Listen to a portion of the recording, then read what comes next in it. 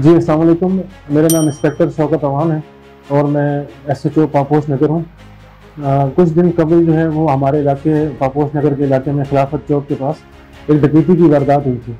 उस वारदात के दौरान जो डाकू हैं उन्होंने फायरिंग करके शहरियार नामी नौजवान को ज़ख्मी कर दिया था और उससे उसका मोबाइल फ़ोन और पैसे वगैरह छीन के फ़रार हो गए थे। हमारे SSP साहब और DI साहब की तरफ से बहुत सख्त इंस्ट्रक्शन थी कि किसी भी सूरत में जो है इस मुलजिम को पुलिस ने गिरफ़्तार करना है। तो हमने इसमें अपने जो टेक्निकल ज़राए थे वो इस्तेमाल किए, जो हमारी इंटेलिजेंस बेस्ड इंफॉर्मेशन थी हमने उसको इस्तेमाल करते हुए हमने इसमें जो एक मुलजिम था हसन वज़ा, हमने उसको गिरफ़्तार किया। और जब हमने उसको गिरफ़्तार किया तो उसके पास से जो स्नैच था, फ़ोन, मोबाइल फ़ोन और जो पैसे स्नैच हुए थे और स्नैपी कार्ड वगैरह जो स्नैच हुआ था, वो सारी चीज़ें हमने उससे रिकवर की।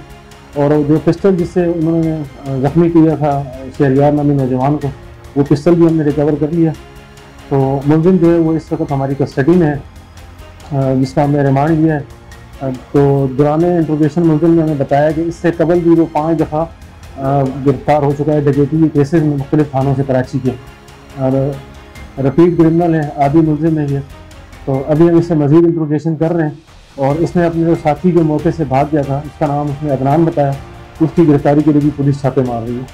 पब्लिक के लिए मेरा जो है वो पुलिस की तरफ से यही मैसेज है कि अगर आपके साथ इस तरह की कोई वारदात होती है, कोई स्नैचिंग होती है या किसी भी किस्म की कोई वारदात होती है, तो प्लीज़ आपसे रिक्वेस्ट है कि आप जो है वो पुलिस को बर वक्त इन्फॉर्म करें, ताकि हम आपकी FIR जो है लॉन्च करें और हम जो इस तरह के क्रिमिनल हैं उनको जल्द से जल्द गिरफ्तार कर सकें।